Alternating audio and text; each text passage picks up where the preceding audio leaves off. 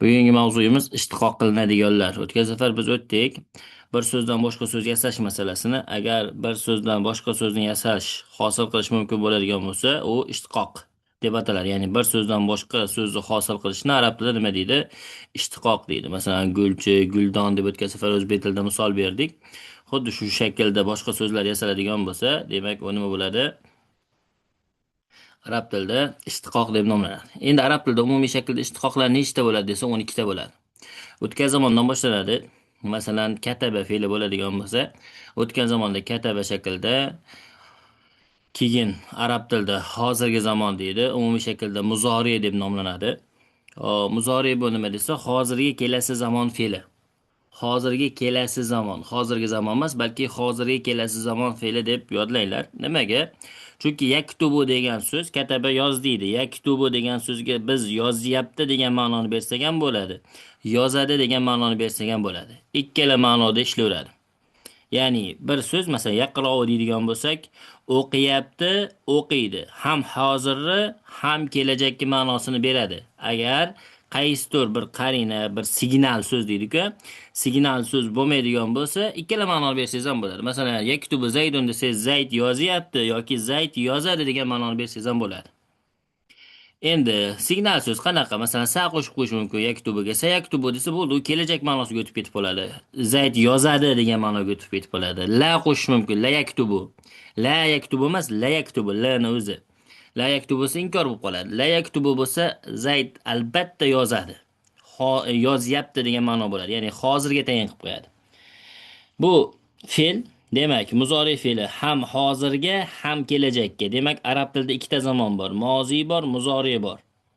Muzorini o'zi ham hozirgi zamonga ham kelasi zamonga dalolat qiladi. Va bu bizga hech qanday ishkallik, muammo tug'dirmaydi. Nimaga desa, albatta o'sha jumlada yo hozir ekanligini yo kelajakka dalolat ekanligini jumla ifoda etib turadi baribir. Masalan, o'zimizda ham ko'p ma'noli so'zlar bor. Mana o't degan so'z. O't degan so'z masalan olov ma'nosida tushunadi kimdir, a? Yana tushunishimiz mumkin, yerdan o'sib chiqadigan o't, yo'ldan o'tish tushunsak bo'ladi. Masalan, aytsangiz bo'ladi, "Ey o'g'lim, o'ngga chapga qarab o't" desangiz, u hech qachon yerdagi o'tni tushunmaydi yoki olovni tushunmaydi. O'zi jumla ishora qilib turadi qaysi ma'noda ekanligini.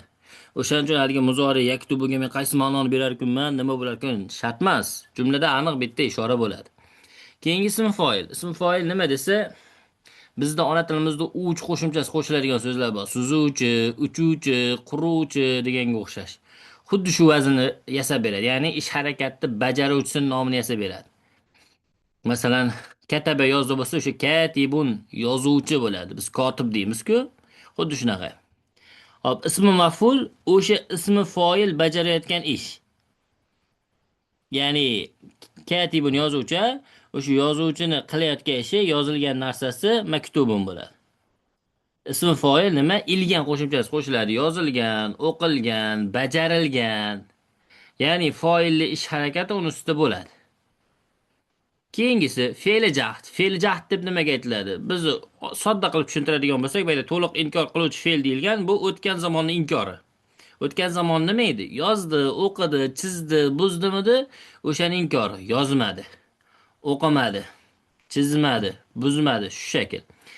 Fe'li nafichi desa, buni inkor fe'li deyilgan. Buni aytadigan bo'lsak, sodda qilib, hozirgi kelasi zamon fe'li inkori.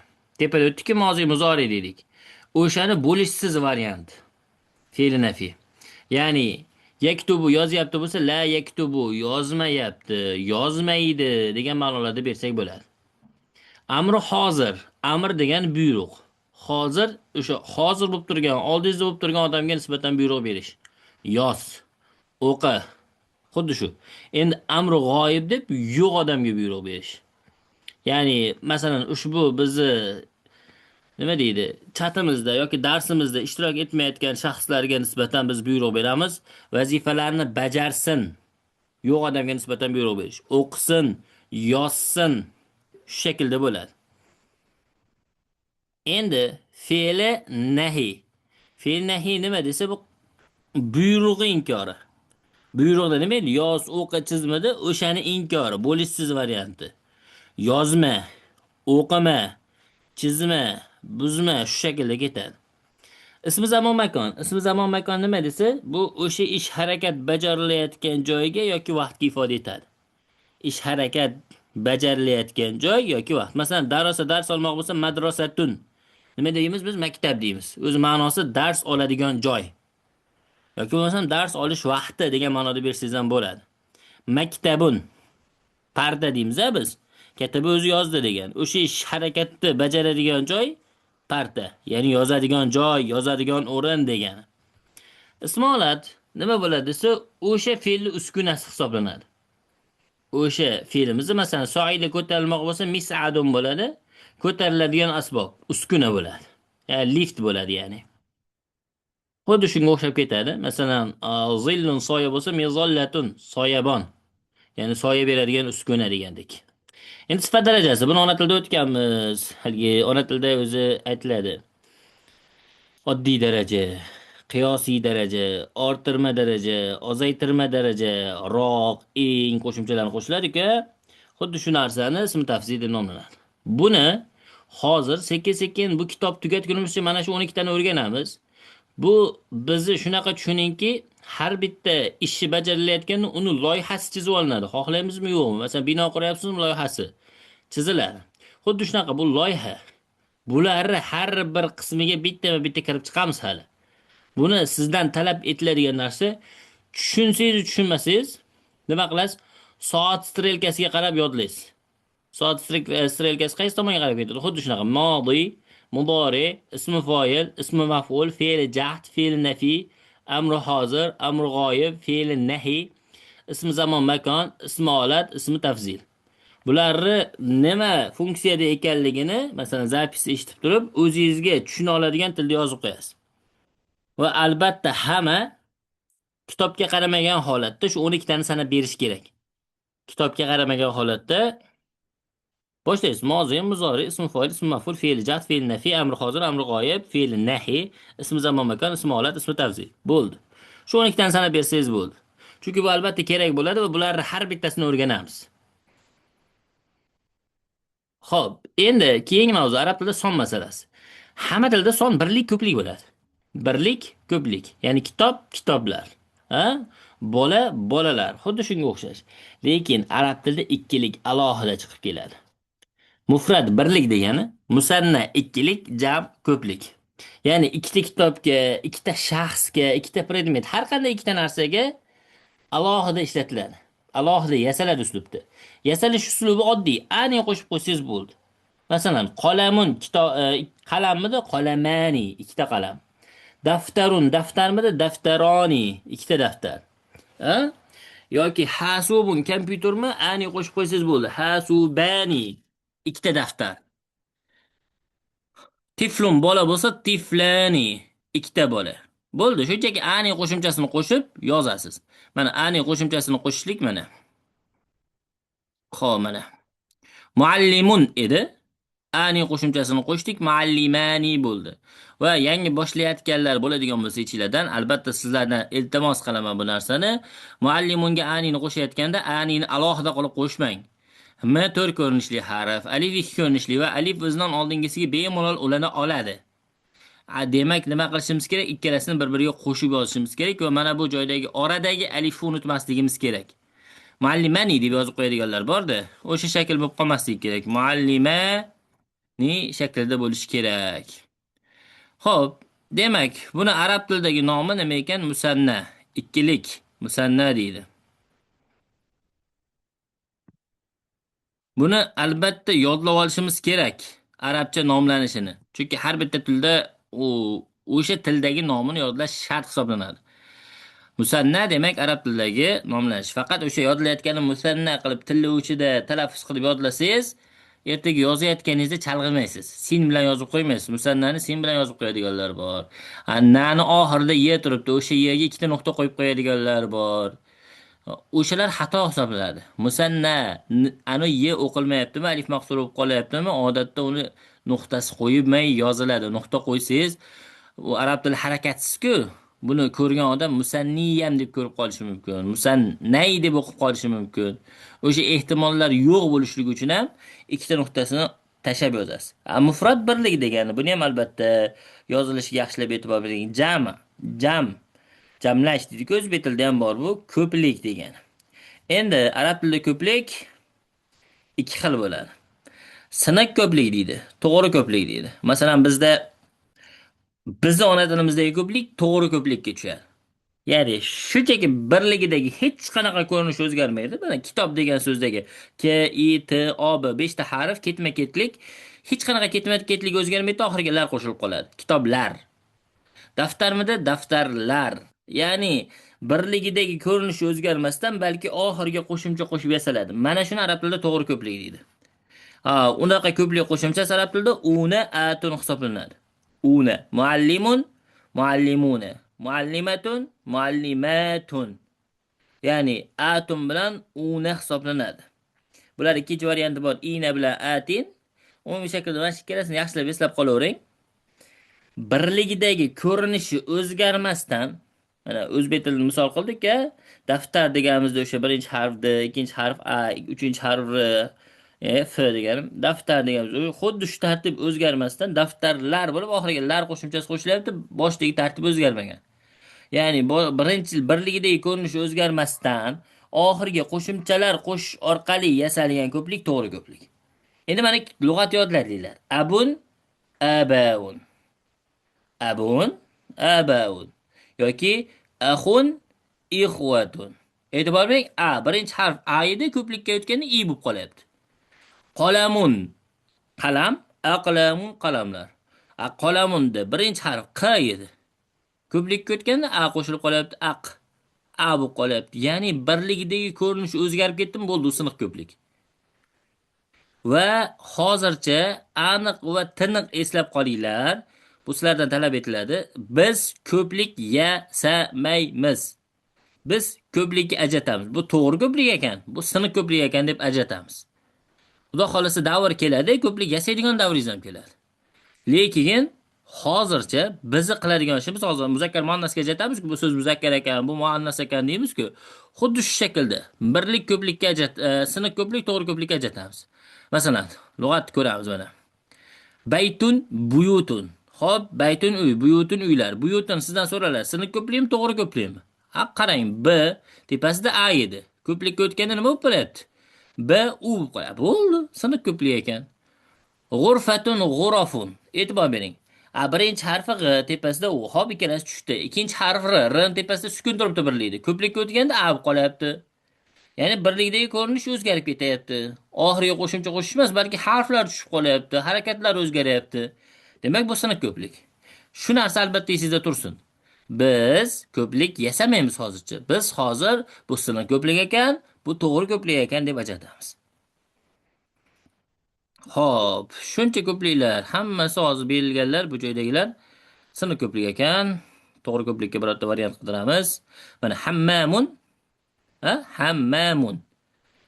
Hammom bo'ladigan ko'pligiga hammamatun. Mana birinchisi ha, ikkinchisi mim, Hop, tepasida a, hammasi tushib turibdi. Oxirdagi m ni harakati, endi m ni harakati o'zgaruvchan. Oxirdagisi i'rob deb gaplashdik. I'rob deb bilasizlar. U oxirgi harakat arab tilida o'zgaradi. Kitabun bo'ladi, kitabin bo'ladi, kitaban bo'ladi. Uni o'zgarishi hech qanaqa ta'sir o'tkazmaydi. Oxiri o'zgaryapti-ku, munidi atumni qo'shilayotganda ma bo'lib qopti. Demak, bu siniq ekan emas. Mana shu oxirigacha o'zgarish kelsa, oxirdagi o'zgarish nima bo'ladi? Atun qo'shimchasi qo'shilganligi uchun o'sha m tepasiga tushadi o'sha. Ya'ni oxirgi harf ustiga tushadi. Demak, bu ko'plik qanaqa ko'plikka tushadi desa, to'g'ri ko'plikka. Atun una qo'shimchalar qo'shilgan ko'pliklar to'g'ri ko'plik. Birlikdagi surati o'zgarib yasalgan ko'plik esa siniq ko'plik hisoblanadi arab tilida. Endi mashqlar qismiga keldik. Quyidagi so'zlarni ikkilik shakliga o'zgartirdik. Ikkilik shaklini yasashni o'rgandik. Shunchaki ayni qo'shib qo'ysak bo'ldi. Ismaniga o'xshash. Mana ismun bitta ism bo'ladigan bo'lsa, ismani ikkita ism, ikkita nom degan. Endi aytibdi, huwa hafidun deyapti. U nabira. Muzakkar ko'plikka aylantiring deyapti. Muzakkar ko'plik, ya'ni huwani yodladingiz. Huwa, huma, hum. Huwani ko'pligi demak hum. Hum bo'ldi. Mana muzakkar ko'plikka birinchisi aylandi. Hafidun nima? Nabira degani. Hum ular degani, hafidun birlik bo'lib qolyapti. Ko'plikka ko'plik bo'lishi kerak. Demak, hum ahfadun. O'zingizdan hafiduna qilib uni qo'shib ko'plik yasab olmaysiz. Lug'at yodda kelsiz. Hafidun degan lug'ati, nabira degan lug'atni oxiriga nima qilamiz? Ko'pligida nima bo'lgan? Ahfadun bo'lgan. Demak, hum ahfadun. Muannas ikkilikka ajrating debdi. O'zgartiring debdi. Demak, hiyadan keyingi yodlaganimiz hiya, huma. Ikkiligi huma ekan demak. Bintu nechta qiz? Bitta qiz. Buni ham ikkilikka aylantirishimiz kerak. Demak, huma bintani. Xuddi shu shaklda bajaramiz bu mashqni. Keyingisi, quyidagi jins bo'yicha to'g'ri so'zlarni jadvalga moslang debdi. Xo'p, madinatun birligi. Ikkiligi nima bo'ladi? Madinatani. Ko'pligi madinatun emas, mudunun. Lug'atda keladi bu. Shoshilmasdan lug'atlaringizni qarang birinchi mana.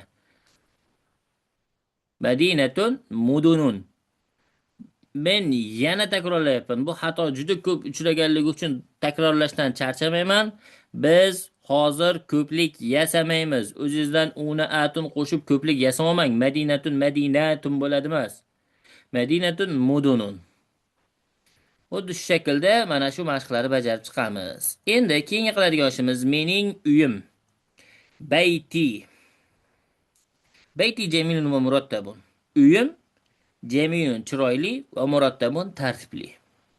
Fihi unda bor g'urfatu nawmin yotoqxona bor. Fihidagi hi uyga qaytyapti. Uy baytul muzakkar bo'lganligi uchun unda bor deyishda fihi. Agar ayol jinsi bo'lganda fiha bo'lardi.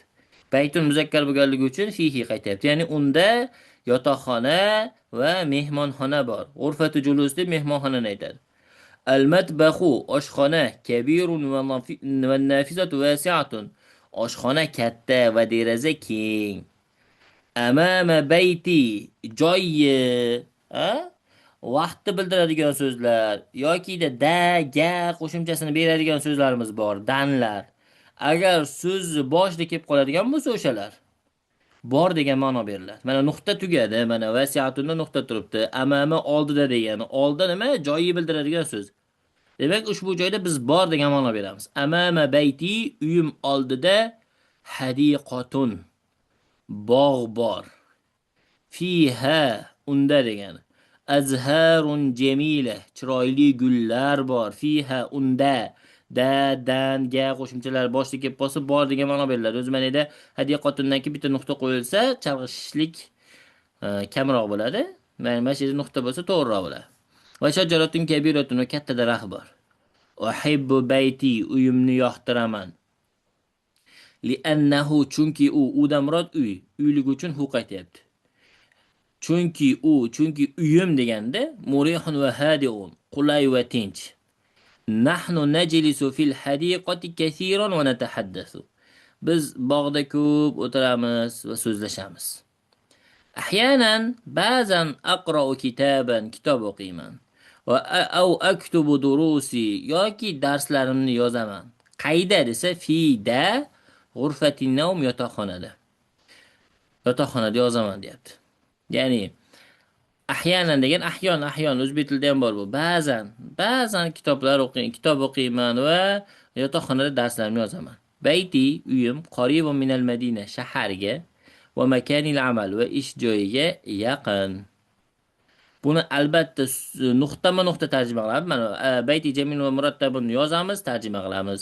Tarjimasini yozamiz va buni albatta yodlab, nuqta virgulini e'tiborsiz qoldirmagan holatda yodlab jo'natamiz bizga. Nimaga? Qarang.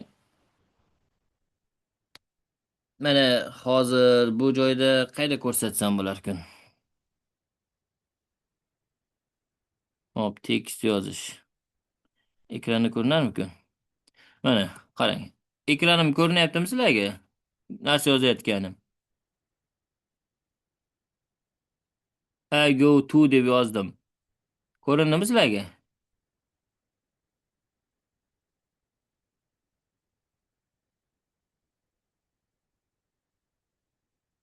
Hop, ko'ringan bo'lsa qaranglar. I go to school deb yozdim. Kim meni ingliz tili biladi deb o'ylaydi hozir mana shu yozishimga.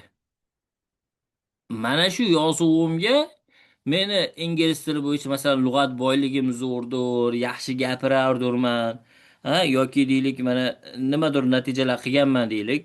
Misol uchun aytyapman. Lekin mana I go to school deb yozib berdim sizga. Xuddi shu shaklda yozib berdim. Agar ingliz tili mutaxassisini oldiga olib borsangiz, shu yozuvni ko'rsatsangiz va ingliz tili o'rganganlar bo'lsa biladi albatta. Men ingliz tili bilmaydi deydi-da. No'lagan bu deydi. Xohlaymizmi, yo'qmi shunaqa deydi. Buni nimaga aytyapman? Mana yodlayapsiz. G'urfatu julusin ki vov turibdi. O'sha vovlarni al-matbahu deganda to bilan, oddiy t bilan emas. Haligi yodlagan matnini yozib ber desa al-matbahu deb yozib beradi. Al-matbahu. Bu mana I go to school deb yozgan bilan barobarda. Masalan, matbahudagi h ni yumshoq h qilib yodlaydi. Matbahu qilib yoki matbahu bo'lib qoladi yumshoq h. Qaysi hligini topolmay qoladi yoki nafizatudagi z til uchidagi z oddiy z ga aylanib qoladi. Shu narsalarni e'tibordan qochirmaslik kerak. Va zo'r tayyorlangan o'quvchilar ham mana shu seferda talaffuzi bitta minus, ikkinchi minus imloviy xato tufayli bali past chiqib ketib qoladi. Masalan, zo'r yozadi, fikrlari zo'r keladi, lug'atlar zo'r topadi, lekin imloviy xato.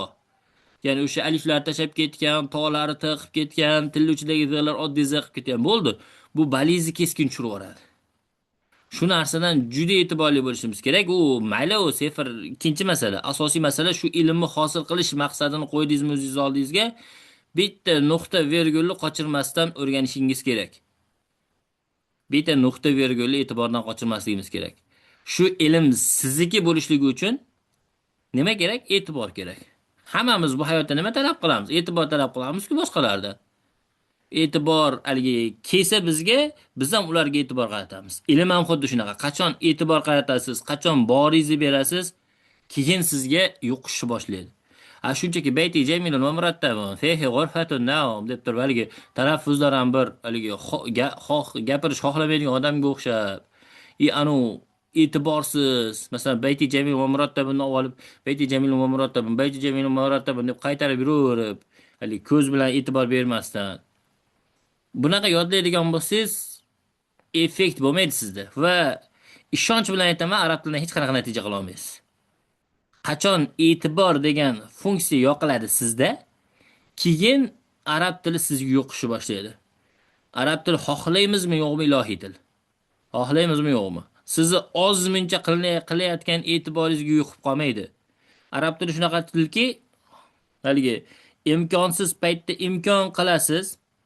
E'tibor berish imkoniyati qiyin bo'lgan paytda bor e'tiboringizni qaratasiz, keyin yo'qishni boshlaydi. Komfortda yo'qmaydi.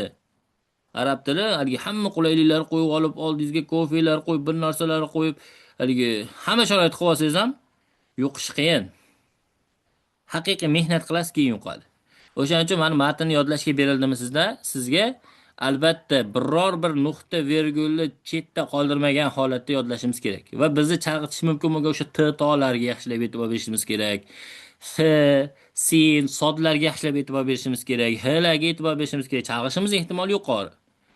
O'shalarga yaxshilab e'tibor bersak, keyin bizning maqsad hosil bo'ladi. Xo'p, kitobimizdan ikkinchi dars shu. Hozircha yangi guruh saralanguncha sizlarga sifr so'z boyligidan vazifa bermay turaman. Nimaga? Birinchi navbatda mana bu vazifalarda oqsashlar bor, bir ikki kamchiliklar bor va hamma jo'natmadi hali vazifani. Vazifalari hamma jo'natish kerak iloji boricha. Endi o'qish niyati bo'lganlar, ushbu guruhda rizqi bo'lganlar jo'natadi albatta. Xohishi bo'lmaganlar o'sha gap. Kelgani joyiga, ketgani yo'li tayin. Haligi rizqi bor bo'lsa, Xudo xolasa shu guruhga qo'shiladi, bo'lmasam boshqa joydan, boshqa karvondan yo'li topiladi. Unga hech qayg'urmaymiz. Sizlardan talab qilinadigan narsa shu vazifalarni mukammal qilib bajarish. Birinchi navbatda lug'atlarni yodlash, mana bu lug'atlarning birlik ko'pligi bilan. Ikkinchi navbatda matnni yodlash. Uchinchi navbatda aytib o'tilgan grammatik qoidalarni albatta konspekt qilish va kitobdagi barcha mashqlarni yozish. Konspektlar, kitobdagi mashqlar bajarilib, menga rasmga olib jo'natiladi. Xo'p, lug'atlar yodlanadi. Lug'atlar yodlaganligingizni men testdan bilib olaman. Test yuboraman sizlarga yodlab bo'lganingizdan keyin. Test vaqtini aytaman, ertaga bo'ladi test vaqti.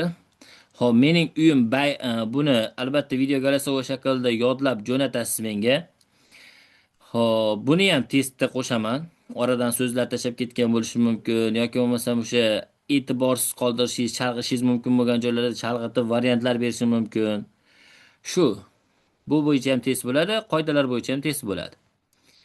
Va guruhda yozib ham qo'ydim. Yana bir marta takrorlab qo'yapman. Bu guruh o'zi linklar tarqatishni boshlayman ertadan. Vazifa yuborganlarga yoki bugundan tarqataman xudo xolasa. Yangi guruh linki va karta raqami yuboriladi. O'sha karta raqamga to'lov qilganingizdan keyin sizni guruhga bo'lgan so'rovnomangiz qabul qilinadi, o'sha guruhga kirasiz.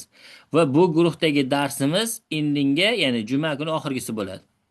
Juma kuni mana bu A1 saralov guruhidagi oxirgi darsimiz bo'ladi. Yangi guruhda davom etadi darslar. Shu narsalarga yaxshilab e'tibor berasiz degan umiddaman.